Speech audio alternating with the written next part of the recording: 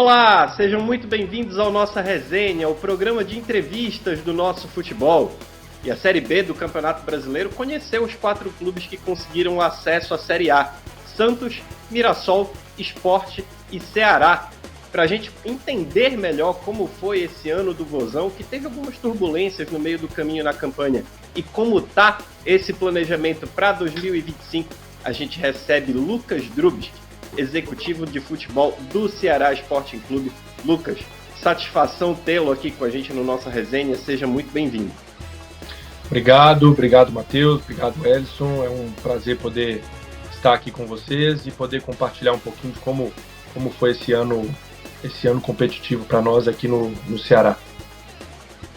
Ao meu lado, compondo a mesa do programa, Ellison Silva, comentarista, jornalista do nosso futebol. Tudo bem, Ellison? Seja bem-vindo. Fala, Matheus, tudo bem? Um abraço também para o Lucas, que está participando com a gente por aqui. E vamos falar, dessa conquista do Vozão, Imagino que depois de muita pressão, numa temporada com muita cobrança, conseguiu os principais objetivos: ser campeão cearense, principalmente eu acho que evitar o hexacampeonato do rival e principalmente também o acesso à Série A do Campeonato Brasileiro, algo que o Ceará já buscava há algum tempo. Lucas, para a gente começar aqui o programa, eu queria que tu falasses um pouco do teu trabalho na última semana, porque a gente viu o Léo Condé, ajuste do time, a entrega dos jogadores, isso a gente vê na TV, digamos assim. Mas eu queria que tu falasses um pouco do teu trabalho, que é um trabalho de bastidores, e como foi essa última semana antes do jogo contra o Guarani. Cara, a bem da verdade, o nosso trabalho ele envolve essa questão de bastidores, principalmente com o staff interno nosso, atletas, comissão, a condução do dia a dia, acompanhamento de treinos, ajuste junto à comissão técnica, não só por mim, mas pela coordenação técnica também. Mas para esse momento de competição, a gente falava muito que o grupo, os atletas já estavam num estado de flow ótimo, porque não tem muito ajuste do que fazer, não tem muita mirabolice para inventar, faltando uma semana, faltando 10, 15, 20 dias para acabar o ano, do que daquilo que se vinha fazendo, se a gente julgava, e a gente julgava, que a gente estava num momento de boa performance.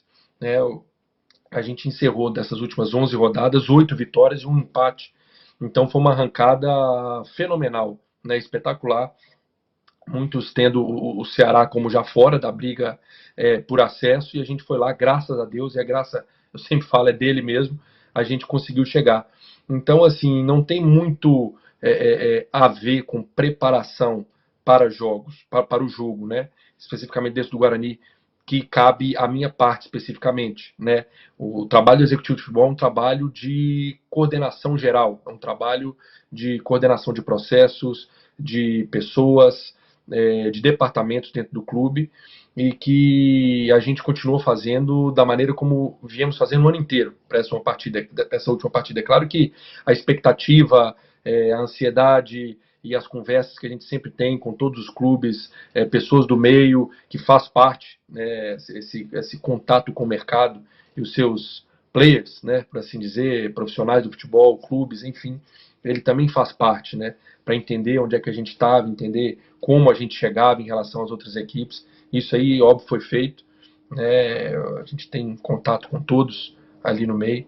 Então, foi um trabalho de excelência, não só dessa última partida, mas do ano inteiro, graças a Deus, e os resultados estão aí para chancelar essa minha fala. Lucas, falar um pouquinho de você agora também, pra gente voltar lá atrás. Você está envolvido com futebol desde que nasceu, Não dá para dizer que você não está no futebol desde o berço, Você é filho do Ricardo Drubsky, que treinou clubes como Atlético Paranaense, Vitória, Goiás, Fluminense, e já foi também, já trabalhou nos bastidores, já foi auxiliar técnico, preparador físico, esteve em todos os campos ali do meio do futebol. E eu sei que você é formado em Direito, você se preparou para seguir a profissão no meio do futebol, fez curso de especialização, por 2 vezes foi eleito o melhor executivo de futebol do Nordeste. Mas eu queria saber como foi que deu aquele estalo de que você deveria largar o mundo de Direito, onde você se formou, e imagino que você pensou em seguir para você adentrar aí nesse mundo do futebol. Eu te confesso que até durante a faculdade eu passou por algum momento seguir, mas a ordem foi inversa, porque, como você falou, para mim futebol é uma coisa naturalíssima, desde quando eu nasci. Né? Meu pai é um profissional de futebol que milita há 40 anos no futebol, estou com 34. Então, antes de eu nascer, o futebol já era o sustento de dentro de casa. E eu pude beber de uma fonte qualificadíssima desde muito cedo. Então, eu sempre acompanhei meu pai, sempre assisti jogos com ele, e eu fui desenvolvendo esse gostar do meio, não só como torcedor, mas como de uma maneira mais aprofundada. Então ele via que eu tinha jeito, ele falava: meu filho, você leva jeito, faz uma educação física, que é o meio mais, que é o caminho mais clássico, por assim dizer, do profissional do futebol, de uma maneira básica, assim, faz educação física que eu vou te carregar como meu auxiliar técnico. E eu falava: pai, eu gosto do futebol, eu sou apaixonado pelo jogo, mas naquilo que cabe um diretor fazer. Hoje é executivo de futebol, né? A nomenclatura está se perfectibilizando. Porque eu gostava, eu falava com ele, o meu pai, ele é alucinado em fazer o jogo, ele é apaixonado com isso. E eu sou apaixonado em fazer o futebol. O futebol engloba o jogo, né? Mas hoje, principalmente, cresceu muito, né? Em muitos vieses, em muitas particularidades. Então eu sempre fui apaixonado com essa coisa do por trás das cortinas, de fazer não só o jogo, mas o futebol em si. Claro que eu preciso me aprofundar nos aspectos do jogo, porque eu tomo decisões técnicas diariamente e elas precisam ser qualificadas. Então, eu vou contratar um treinador, um jogador, eu preciso saber o que cada um vai fazer para eu julgar se aquilo é bom ou ruim. Não pode ser o achismo. Né? Mas não de uma maneira tão aprofundada quanto um treinador precisa saber, um fisiologista, enfim, profissionais específicos da área técnica mesmo, relativa ao jogo. Então, e eu pensava, poxa, o que eu vou fazer? Educação física? Não faz muito sentido para isso. E aí eu pensei em fazer direito, porque hoje em dia não existem cursos, a própria CBF Academy tem a Universidade de Futebol, que possui cursos fantásticos, mas não tem uma especialização em si, uma graduação para gestão do futebol, gestão do esporte. Existem algumas pós-graduações, algumas especializações, como falei, mas não uma graduação. Hoje em dia, há 10 anos atrás, quando eu entrei na faculdade, 10 não, 12, 13, 14, não sei, menos ainda. Então eu falei, poxa, como que eu vou... O que eu posso fazer em termos de graduação para entrar nessa área? E aí que veio a ideia do direito, para eu me especializar em direito desportivo, para militar na área algum tempinho, e aí sim, lá na frente, eu migrar para essa parte da gestão. Só que Deus é tão bom que eu, durante a graduação, eu já tive a oportunidade não só de trabalhar no direito esportivo com pessoas fantásticas da área, nomes grandes da área, mas na própria gestão. Eu dentro da graduação, eu fui contratado pelo Cruzeiro, na época, para ser o secretário do cocô do cavalo do bandido lá, na base, mas para mim foi fantástico, porque era o que eu queria, era o meu sonho, e ali dentro eu fui subindo na hierarquia, fui galgando o meu espaço, até chegar onde eu estou hoje, né? Então foi meio que o inverso, não foi que ali o futebol me encantou, o encanto pelo futebol me fez ter esse planejamento que eu tive até aqui de carreira, e as coisas foram um pouquinho mais aceleradas do que eu planejei, mas, de novo, graças a Deus e é pela graça dele mesmo, a gente tem conseguido tocar e tocar bem até aqui. Já que você tocou nesse ponto, como é enfrentar seu pai? Porque vocês se cruzaram na Copa do Nordeste esse ano. Teve Sport Ceará. O Ricardo, então, coordenador do esporte, e você trabalhando no Ceará. Como é, assim, o sentimento, né, de ver os dois trabalhos ali frente a frente e a conversa de vocês em casa, como é que funciona em relação a isso? Horrível, é péssimo. A gente viu, eu até mandei uma mensagem para ele, para o Mancini, né?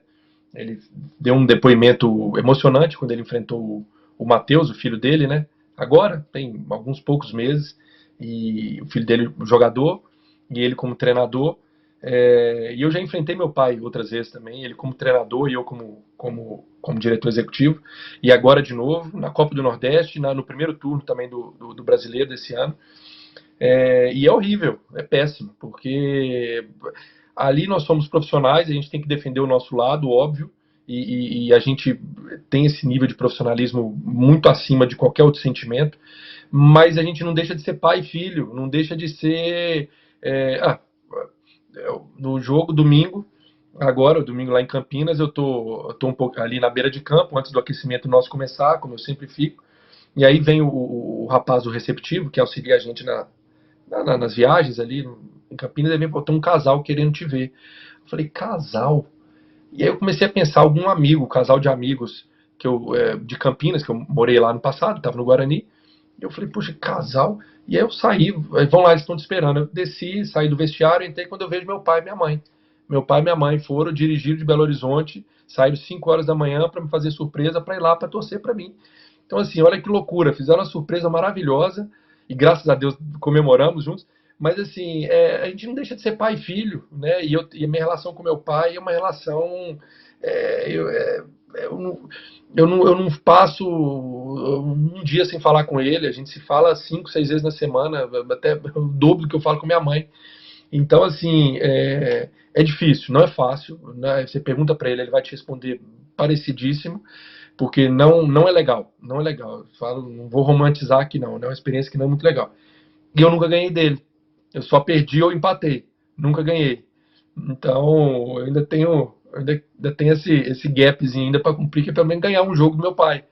Então, mas assim, muita gente fala assim, pô, é um privilégio que vocês têm de trabalhar com futebol no mais alto rendimento, né? No nível que vocês estão, e poder vivenciar essa experiência. Mas eu falo, tá bom, na teoria é legal, mas na prática não é muito legal, não. Ô Lucas, você saiu de Campinas para conquistar o acesso lá, só que eu queria saber como é que foi essa sua chegada no Ceará, né? Porque você chega em um clube que se pressiona muito por conta do sucesso do rival também, né? Isso acaba gerando uma pressão muito grande, o Fortaleza brigando por coisas grandes, e o Ceará ainda na segunda divisão fez uma campanha bem abaixo no ano passado, né? Esperava-se que fosse um dos postulantes ao acesso e ficou ali na segunda metade da tabela, sem em nenhum momento brigar por isso. Como foi essa sua chegada e também já lidar com a pressão de impedir um hexacampeonato estadual do seu rival, né? E acabou conseguindo, né? Mas como foi essa sua decisão de carreira de sair de um ambiente, acho que em Campinas, talvez um pouco mais controlado, sem expectativas tão altas, para assumir essa responsabilidade no Vozão? Pois é, eu ainda tinha contrato no Guarani para esse ano de 2024, né? Chegamos lá em 23 e fizemos uma campanha de quase acesso, né? A gente perde a possibilidade matemática de acesso na 37ª rodada. Até ali a gente estava brigando e brigando forte. E quando acaba a temporada, surge esse convite do Ceará, que foi difícil recusar, né? Primeiro porque é Nordeste, é uma região em que eu e minha família a gente adora, que a gente se deu super bem, onde a gente já tinha morado 4 anos, né? Eu trabalhei 3 anos no esporte, 1 ano no Bahia, então a gente já conhecia, a gente gosta muito da região. E uma possibilidade, assim, em termos de planejamento, planejamento desportivo, me atraiu muito, né? Do que poderia ser o ano. Então, por ser um clube de massa, um clube com 3 milhões de torcedores, que faz o que essa torcida fez aí, principalmente na reta final, o jogo contra o América, é um absurdo, uma coisa que eu nunca tinha visto na minha carreira, 10 anos de carreira eu nunca vi. Então, tudo isso me atraiu, né, para aceitar essa proposta. E eu confesso que foi uma escolha maravilhosa, né? Eu tenho esse testemunho, né, assim, de quando a gente perde o jogo ali na 37ª rodada, ano passado no Guarani, eu triste, né, do que de não ter conseguido, né, o objetivo nosso, e Deus me tranquilizou de uma maneira muito muito firme, colocou no meu coração uma mensagem de que o melhor estava por vir, para eu ficar despreocupado, e que eu consegui, mesmo no momento de tristeza ali, dar graças a Ele, porque é o que a gente tem que fazer, pelo menos a minha crença, eu creio muito nisso. E um dia depois eu recebo a ligação, recebendo um convite do Ceará, Um ano depois, no mesmo palco de tristeza, onde eu não consegui aquele objetivo, Deus me deu o presente de conquistar o objetivo, um ano depois, no mesmo lugar. Então, assim, é maravilhoso. É falar que é coincidência, é porque é isso, é porque é aquilo. Para mim, não tem resposta que não seja o agir de Deus ali na minha vida e no Ceará também. Então, foi uma experiência fantástica. Então, assim, eu chego no Ceará com sabedor dessa responsabilidade, óbvio. Uma torcida machucada, uma torcida gigantesca, apaixonada, machucada pelo ano de 2023, que por mais que tenha sido campeão da Copa do Nordeste, o objetivo principal era o acesso e não conseguiu. Então a gente veio já sabendo dessa pressão, e assim é bom. A gente gosta, a gente que trabalha com futebol, a gente gosta desses momentos assim, porque a gente trabalha melhor. E graças a Deus a gente conseguiu o primeiro grande objetivo, que foi esse título cearense, um título muito querido por todos nós, muito valorizado por todos nós, principalmente porque o rival tinha ali um investimento muito maior, um investimento em folha mais do que o dobro da nossa. Então, conquistar isso e de uma maneira invicta, né? A gente não perdeu para o rival esse ano. Foi muito bom, muito bom. E agora, fechando o ano com de fato, o principal objetivo do ano conquistado, seja com mais ou menos emoção, isso aí eu já aprendi aqui também, que se não for na emoção, não é Ceará, e é verdade. A gente conseguiu, né? Todo mundo fala, mas foi com empate no final. Eu falei, sim, foi com empate, foi porque das últimas 11 partidas nós vencemos 8.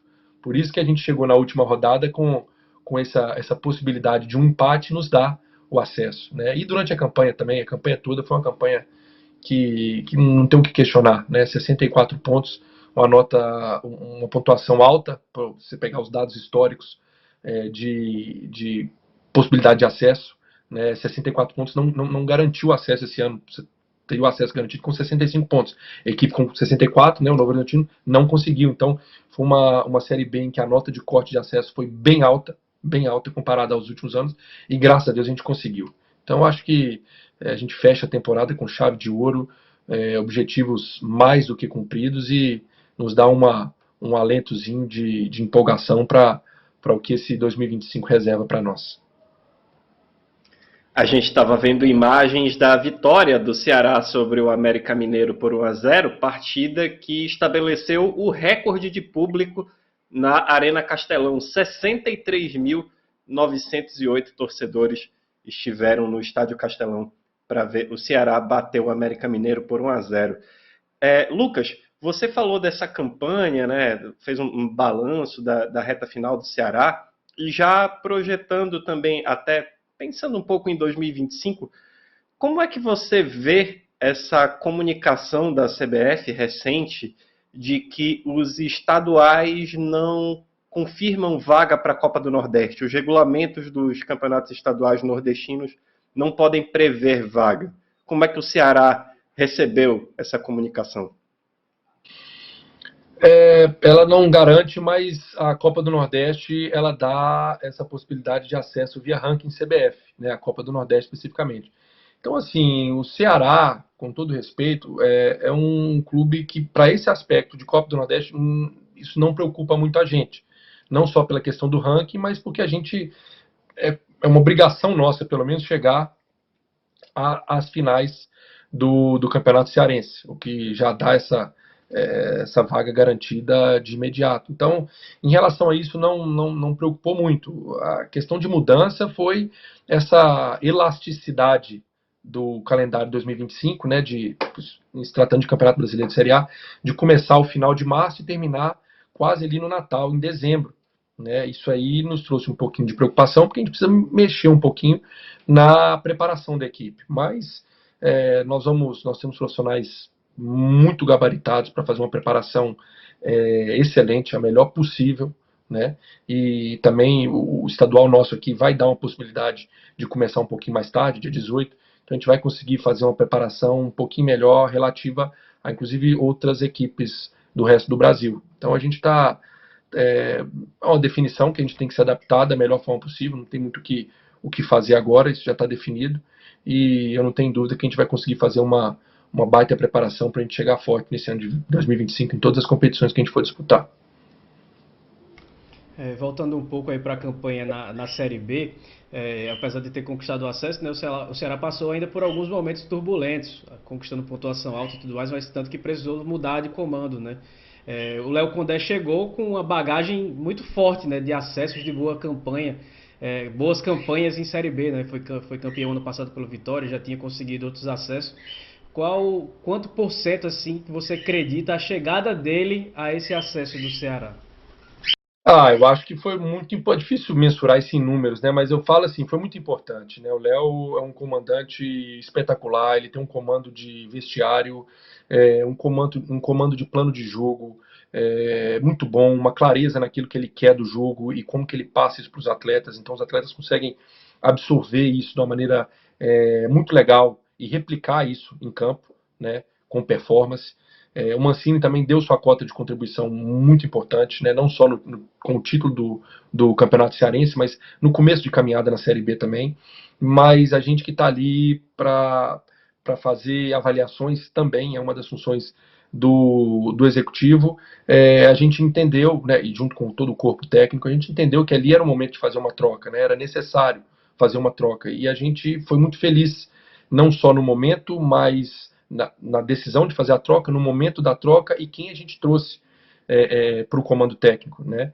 Então, são situações de meio de caminho que a gente, às vezes, é obrigado a tomar.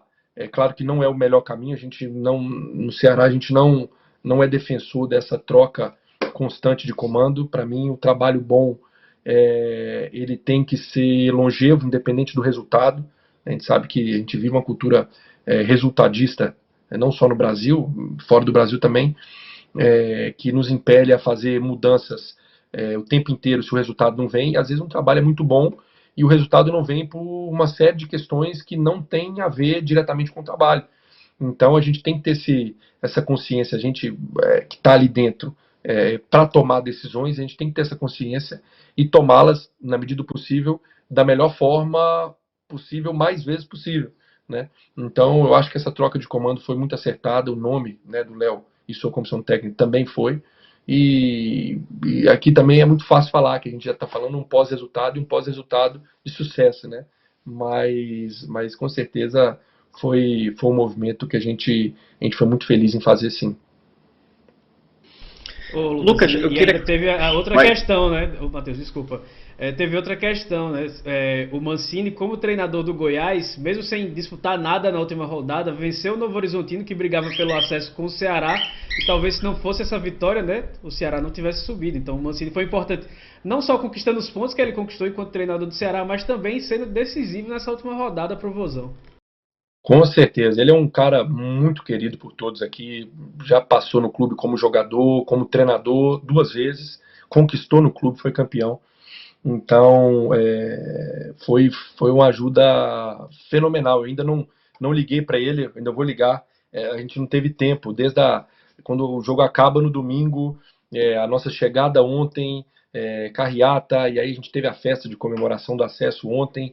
Hoje a gente já teve compromissos políticos, enfim, né, fomos recebidos pelo governador do estado. Tá difícil parar para responder as pessoas, para ligar para quem a gente quer ligar, mas eu com certeza até o final de semana eu vou dar uma ligada para ele para agradecer também, porque como você falou, mesmo ele não vestindo mais as cores do Ceará, ele foi peça crucial nessa reta final também para ajudar nesse nosso acesso. A gente está vendo agora imagens da chegada da delegação do Ceará em Fortaleza, após o empate contra o Guarani em 0-0, que garantiu o acesso do Alvinegro para a Série A do Campeonato Brasileiro. As ruas da capital cearense completamente tomadas pelo torcedor do Vozão. Agora, Lucas, olhando a temporada agora em retrospecto, qual você acha que foi o ponto de virada do Ceará no ano? Tá certo que começou muito bem com o título cearense, acabou caindo na Copa do Nordeste para o Sport, num confronto de muito equilíbrio em termos ali de estrutura, até o orçamento, de certa forma, mas ele começa a Série B no meio de tabela e não chegando tão perto ali do G4. Qual foi o ponto de virada? Cara, o ponto de virada, para mim, não teve. Teve pontos importantes, né? Como falei, a chegada do Léo, mas o principal talvez tenha sido a montagem desse elenco, que foi muito bem feita, né? Por todos que ele fazem. Isso não é só trabalho do Lucas, é trabalho do presidente João Paulo, do Haroldo, que é o nosso diretor estatutário, do João Paulo Sanches, nosso coordenador técnico, do Ricardinho, nosso assessor de futebol, do Isaac, nosso head scout, enfim, toda a cúpula que faz o processo decisivo dentro do departamento de futebol foi muito assertivo nisso, porque a gente usou a janela de meio do ano para fazer apenas alguns pequenos enxertos dentro de atletas que a gente havia liberado ou vendido, ou, por alguma razão, perdido, né, tivesse saído do elenco. Mas a base do elenco, do time que termina jogando, é o time que nós montamos em janeiro, em dezembro, janeiro. Então, eu acho que assim, não como ponto de virada, mas um ponto de acerto fantástico foi essa montagem de elenco. Um elenco que a gente entendeu a partir do momento, e eu falava isso com o nosso diretor, o Haroldo Statari, e perguntar, pô, mas você acha que esse time vai dar certo? E ele falou, Haroldo, esse time, para mim, ele é suficiente para o nosso objetivo, que é subir de divisão. Não é um time que a gente montou para ser campeão com o pé nas costas, mas também não é um time que a gente não tem a convicção de que vai subir. É um time suficiente, é um time que vai cumprir aquilo que a gente quer. E assim fez, né? Graças a Deus. Então, um elenco de muito brio, um elenco que entregou vontade, mesmo quando não jogou bem, mas entregou tudo dentro de campo. Isso foi uma marca nossa durante a temporada. Tanto que, por causa disso, a torcida foi voltando a acreditar, foi voltando a comprar a ideia desse time, e que, de fato, né, eu falei, o pilar, né, essa chegada do Léo, uma montagem de elenco bem feita, e a torcida, que foi fundamental, principalmente nessa segunda metade de ano aí, foi absurda.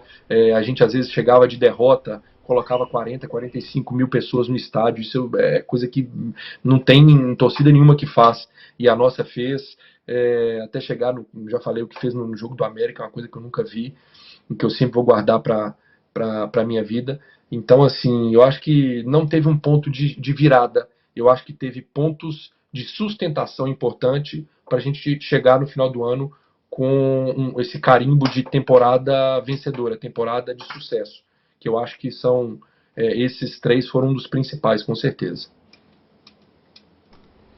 Dentro desse elenco que você falou que foi montado em janeiro, né? Tem um cara que já estava aí quando você chegou. E eu acompanhei ele no acesso do Atlético Cearense em 2021 e percebi que ele era o cara que jogava bola. Só que em 2022, por exemplo, mais perto de mim, eu sou de João Pessoa, ele não conseguiu vingar no Campinense, por exemplo. Aí foi pro Ferroviário, se destacou lá e foi pro Ceará. E o Eric Pulga comeu a bola nesse ano de 2024, né? Um jogador muito importante. E eu queria saber de você como foi lidar com ele e especialmente com todo o assédio que ele deve ter recebido por conta do seu desempenho muito bom durante toda a Série B, para manter ele com a cabeça no lugar e ajudar muito o clube até o final nesse acesso. Ele é um menino nota 1000. Ele é humilde pra caramba, torcedor do Ceará, e nunca escondeu isso. Então, para ele, não é só o prazer de um jogador que está fazendo o que gosta, recebendo muito bem para isso, como um jogador qualquer, né? Um jogador profissional, todo mundo fala assim, né? A busca do Skank fala quem não sonhou em ser um jogador de futebol. Mas ele tem tudo isso jogando pelo time de coração dele. Então, é um sentimento que vai muito além, né? E fez uma temporada espetacular, né? Uma temporada espetacular. Claro que o assédio foi aumentando em conformidade com o número de performances acima da média que ele vinha tendo, mas tratamos sempre de uma maneira muito tranquila, né? A gente sentou com ele, explicou para ele a importância dele na equipe, a importância que seria ele continuar na equipe pelo menos até o final desse ano, para fechar um ciclo, independente se vem a outro ciclo, um começo de um novo ciclo, ainda assim no Ceará, pode ser, quem sabe, mas encerrar um ciclo de começo e fim de ano, começo e fim de competição, começo e fim de temporada, com conquistas, né? Então, assim, e ele entendeu isso, comprou a ideia, e em momento nenhum ele se deixou abalar, ou se deixou se empolgar por esse assédio, por essa mídia que veio em cima, e o resultado está aí, né? Artilheiro da competição, um top 3 aí, top 2, talvez maiores notas da competição em todos os aplicativos de scout. É um jogador que merece colher muito os frutos de resultado do que ele entregou em campo e que a gente está muito tranquilo em relação ao futuro dele. É um jogador que tem contrato com o clube e que, como qualquer outro jogador, a gente recebe propostas, a gente avalia propostas, e se a gente entender que é interessante para o clube fazer um movimento, e obviamente foi interessante para o atleta também, a gente vai fazer. Mas se não, tem contrato com o clube, e eu não tenho a menor dúvida, conhecendo ele, que enquanto ele vestir essa camisa, ele vai vestir com muita honra, vai vestir com muita vontade, igual ele fez até aqui. E Lucas, pensando nessa montagem de elenco para 2025, a gente sabe que o Ceará vai passar por um processo eleitoral também no final do ano. Quais jogadores têm a cláusula de renovação automática no contrato em caso de acesso, já visando uma espinha dorsal para a próxima temporada? Em caso de acesso, nenhum. Em Nenhum. caso de acesso pelo acesso, nenhum. Mas existem alguns bons atletas. A maioria dos jogadores que a gente trouxe com algumas cláusulas, com cláusula de renovação em caso de atingimento de performance, de gatilhos de performance. Então, a gente já tem mais ou menos uma base que a gente almeja que permaneça, e a gente já sabe mais ou menos o que a gente vai precisar atacar no mercado. É claro que, como você falou bem, a gente tem uma eleição aí a acontecer no clube, a gente não sabe como vai ser. Inclusive eu sou funcionário do clube, me tenho contrato só até o final do ano, mas até o final do ano eu sou funcionário do clube. Então preciso trabalhar para o clube até o final do ano, ou até quando entenderem que eu faço parte do quadro de funcionários do clube. Então a gente não pode deixar para começar um planejamento após um resultado de eleição. A gente já vem há alguns dias aí já esquadrinhando alguma coisinha de planejamento para 2025, principalmente nesse aspecto de montagem, sempre pensando. A gente não fez em momento nenhum um plano A e um plano B, a gente só fez o plano A, né? Graças a Deus foi confirmada essa nossa convicção. O plano A, realmente, né? Exatamente, na feitura do planejamento. E a gente já está bem encaminhado. Amanhã a gente vai ter mais uma reunião boa sobre isso aí. E aí, de fato, a gente tem que esperar a eleição para a gente começar, não a planejar, começar a agir, porque o planejamento já está bem encaminhado. Então, é isso, a gente não pode esperar. Um clube do tamanho do Ceará, a gente não pode esperar para começar a agir. A gente tem que agir com antecedência, como a gente tem feito, para quando tiver esse sinal verde aí, caso tenha, né, de uma eleição e quem quer que vença a eleição queira continuar com o nosso trabalho, né, seja nosso, da parte diretiva ou da parte de comissão técnica, a gente já dá o play aí na execução do planejamento 2025. Mas existe um entendimento de que precisa haver uma mudança de nível e de perfil de elenco para jogar uma Série A depois de uma Série B tão dura que foi disputada? Isso é volátil com comissão técnica, isso é volátil como você falou bem, a competição que vai ser disputada, mas a gente já tem um perfil de elenco que a gente quer ter para 2025, assim como a gente teve ano passado. Óbvio, sempre respeitando o DNA do clube, respeitando as cores do clube, aquilo que o clube almeja como um elenco competitivo. Isso nós vamos respeitar sempre, mas a gente já tem na nossa cabeça uma ideia do que a gente quer para 2025, caso a gente esteja à frente do clube para a próxima temporada. Considerando essa questão da eleição, como a gente está falando, montagem de elenco, você falava que tem um perfil de jogador do Ceará, que o Ceará visa, né, na verdade. Qual é esse perfil? Na verdade, a gente fala isso meio que como pro forma, porque se eu falar o perfil que o Ceará quer, vai bater com 99% dos clubes, né? Um jogador inteligente taticamente, um jogador que tenha boas valências físicas, um jogador que tenha, obviamente, boas valências técnicas. Isso aí a gente sabe, esse aí a gente vai preencher todos os quadradinhos, né? Mas uma coisa que a gente inovou nesse ano é olhar o aspecto psicológico também, né? A parte do caráter do atleta, que foi o que nos ajudou a passar por momentos difíceis nessa competição, nessa temporada, que foi ter um grupo de atletas com um caráter acima da média, que soube entender os momentos de dificuldade, soube ter o brio para remar a favor, né? Encarando as dificuldades de frente. Então isso a gente não abre mão, né? Além de todos esses aspectos de qualidade técnica, qualidade física, que tenha bom discernimento da parte tática, mas esse atleta com caráter, esse atleta que tem histórico de capitão por onde passa, esse atleta que a gente sabe que tem um bom perfil extracampo, esse é o perfil de atleta que a gente vai buscar. Agora, no que vai encaixar em termos de modelo de jogo, naquilo que a comissão técnica pensa em jogar a competição que nós vamos disputar, que é uma Série A, isso aí a gente continua em conversas, vai continuar em conversas com a comissão técnica, isso aí a gente vai desenvolvendo ao longo do planejamento. Mas em termos de perfil de atleta, é mais ou menos isso que eu passei para você. Ellison, deixa eu só emendar uma pergunta em cima disso que ele falou. Lucas, tu podes trazer um exemplo concreto dessa questão da força mental do elenco, do caráter, do aspecto psicológico na parte prática na temporada? Tem um exemplo legal que tu possa compartilhar com a gente? Lucas Mugni. Lucas Mugni foi um atleta que eu particularmente eu já havia trabalhado 2 vezes, né, no esporte, no Bahia, e a gente trouxe para cá para o Ceará um atleta que veio com uma expectativa boa, né?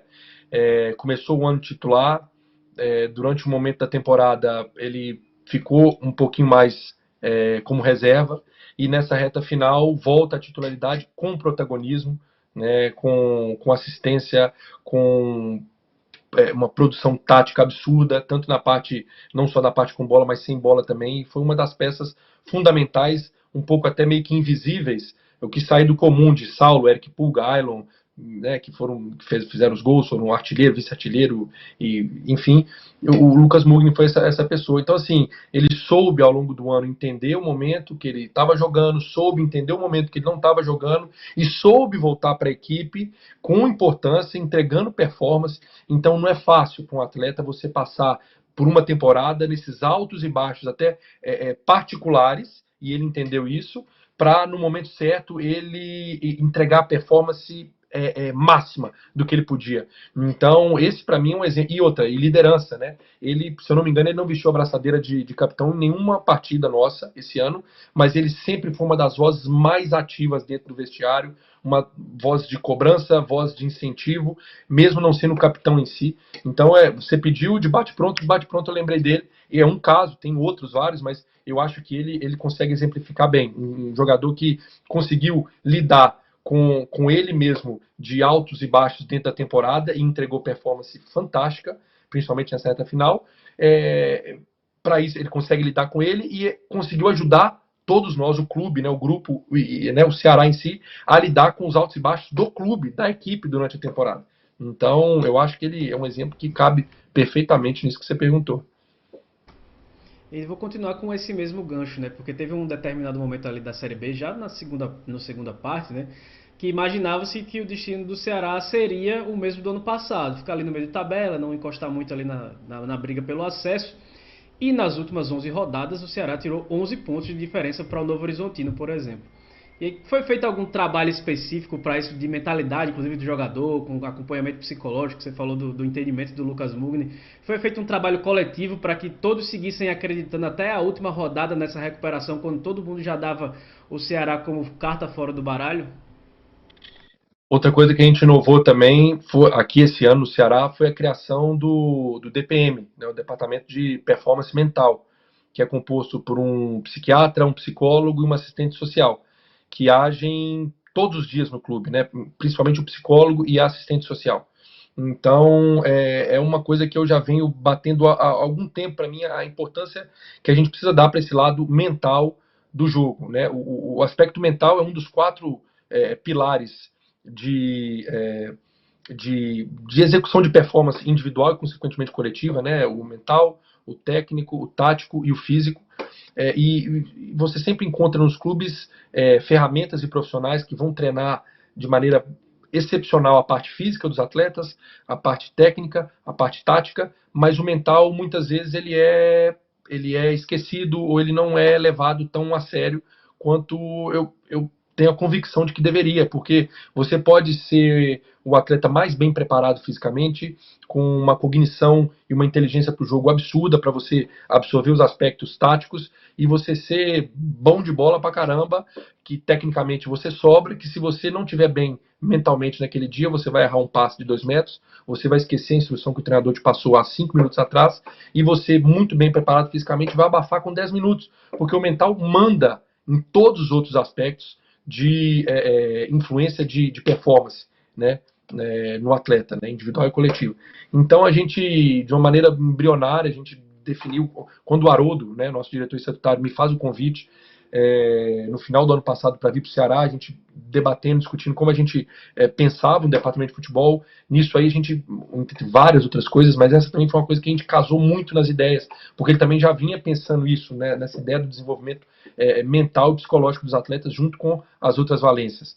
E a gente criou esse departamento e que a gente tem tido resultados muito bons. É claro que ele, assim como tudo, a gente precisa de aperfeiçoar, a gente precisa de ver, poxa, isso aqui foi legal, continua, isso aqui não foi, a gente pode melhorar, ou então a gente tira, porque, como falei, é uma coisa embrionária, uma coisa nova, não só no Ceará, mas no futebol, então a gente vai evoluindo aos pouquinhos, mas sem sombra de dúvidas, eu tenho certeza que foi fundamental para a gente manter uma força mental ao longo do ano, foi esse nosso departamento de performance mental. Muito interessante, né? A gente saber desse tratamento de um clube de futebol com a questão psicológica, lidando bem com a saúde mental do atleta. E a gente pode considerar isso até como uma inovação, de certa forma, no cenário do futebol brasileiro.